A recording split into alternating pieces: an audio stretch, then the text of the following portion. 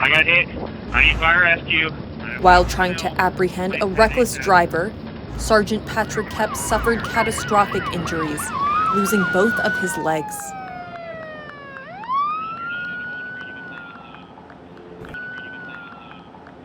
I knew what was going on in front of me, obviously, with the motorcade, and then to see it in video was incredible. And then to get here and have all those officers look over to my right.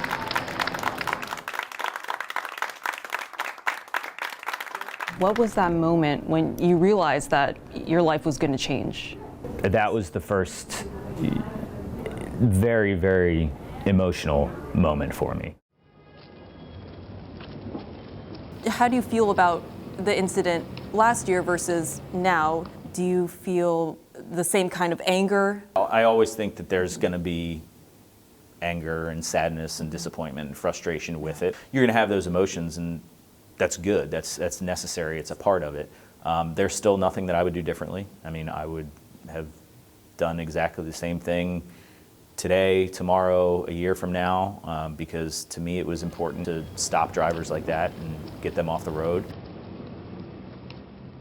You're walking now, which is truly so great to see. How does that feel?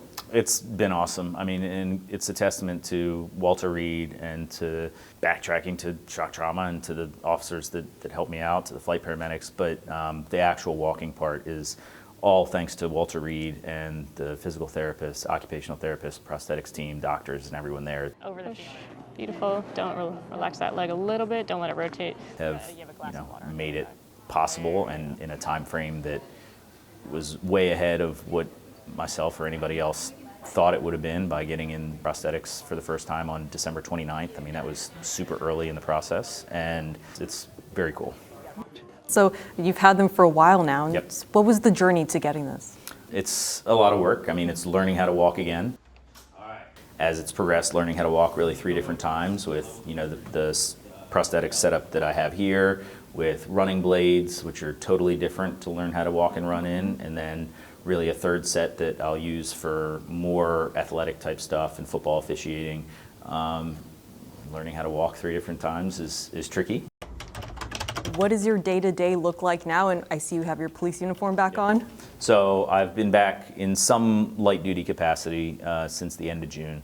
And that was really important for me. That was a big goal of mine, to be able to come back and teach our recruits our DUI week that my unit, the Alcohol Initiatives Unit, facilitates for each academy class. I just had to start a court case about a month ago. So since then I've worked and transitioned into being in the office on the days when my team's here, and doing the admin side of things for the Alcohol Initiatives Unit and some other stuff within the traffic division and some initiatives and training that we have going on. And it's what's been able to keep me mentally on top of it and have all the good days that I've had, and continue to come back to work and be involved in football and just, again, get back to that new normal. You mentioned the football officiating, so I'll just jump to that. Have you gone back to that yet? I'm back in the replay booth. I'm not back on the field, and that's just some prosthetics issues that we're working through to try to get me back to that, and we're probably not far away. But the season's coming to an end for the college football, so I won't be on the field in an NCAA game for this year, but I have been up in the replay booth, and that's something that was really important for me, because it would have been brutal for me to sit through a whole football season and not be involved for the first time in 15 years or so. Yeah, you're talking about the support, and you mentioned support from people you don't even know. Yeah. And so you've been getting that recognition, and I remember you were honored at the Ravens game earlier this year, things like that. Do you like the spotlight? Do you like that? Not necessarily.